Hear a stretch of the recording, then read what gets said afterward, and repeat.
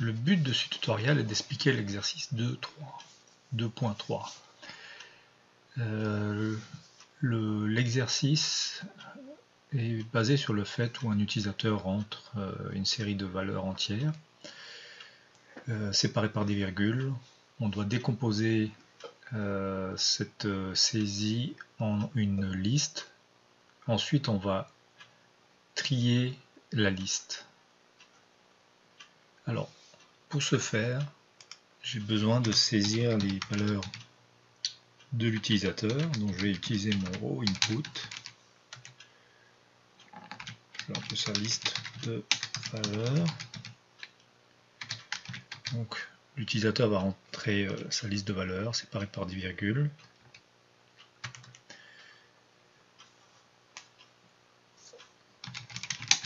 Je vais déjà faire fonctionner le programme. Je vais rentrer des valeurs au hasard. 1, 3, 42, 5. Donc, l'ordinateur, le programme, ni plus ni moins, je rentre les valeurs et il me sort le texte saisi. Ce n'est pas encore une liste. Pour faire une liste, je dois utiliser le split. Split en utilisant le délimiteur, la virgule. Là, je vais avoir mes données sous forme de liste.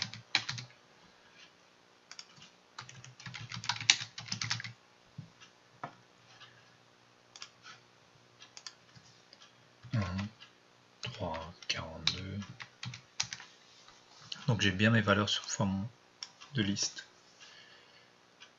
Si je veux trier cette liste, on l'a vu dans le cours dernier, il suffit que je fasse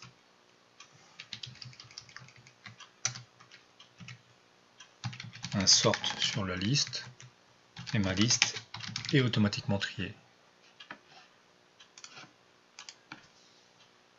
1, 3, 42, 5, 5. Donc ici j'ai une liste qui est effectivement triée. 1, 3, 4, 5. Malheureusement, c'est des textes. Alors, je devrais, pour avoir un tri d'une de valeur entière, il faut que je convertisse mes valeurs. Donc on va marquer data 2.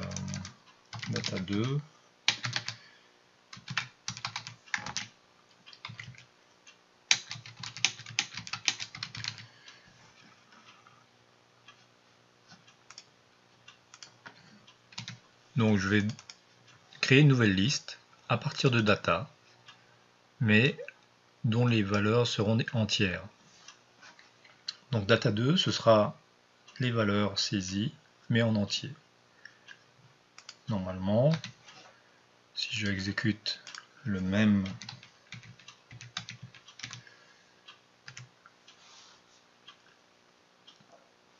programme, j'ai 1, 3, 42, 5 les valeurs que je rentre, et trier 1, 3, 5, 42. Comme je suis maintenant en numérique, les valeurs sont triées dans le bon ordre. Alors, ce qu'il faut savoir, qu'est-ce qui se cache derrière le data sort? C'est un tri à bulles, ni plus ni moins. Si je voulais le faire de manière traditionnelle, si je prends le code de l'exercice, je vais le prendre et l'expliquer. Mettre data 2 ici, data 2. Ni plus ni moins, en fait, ce que fait ce programme, c'est ce que fait le sort. Si je veux expliquer sur ce tableau, ce que fait ce bout de programme, en fait, prenons un tableau avec nos valeurs ici, 5, 4, 2, 3, 1. Elles sont à l'indice 0, 1, 2, 3, 4. Ce que fait en fait le programme, ni plus ni moins, il prend deux valeurs consécutives. Il prend 5 et 4. il les compare. Si 5 est plus grand que 4, il les intervertit. Donc en fait, on les intervertit. 4, 5. Le programme continue. Il prend 5 et 2. 5 est plus grand que 2, donc il va intervertir les valeurs. 2 et 5. Et ainsi de suite. 5 et 3. On fait 3 et 5. On intervertit. De même, 5 et 1, ben on intervertit, parce que 5 est plus grand que 1.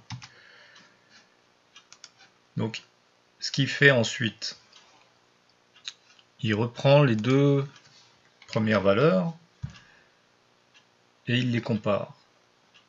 Il va s'arrêter cependant au 1, puisque le 5 est déjà placé. Donc on va faire 4 et 2.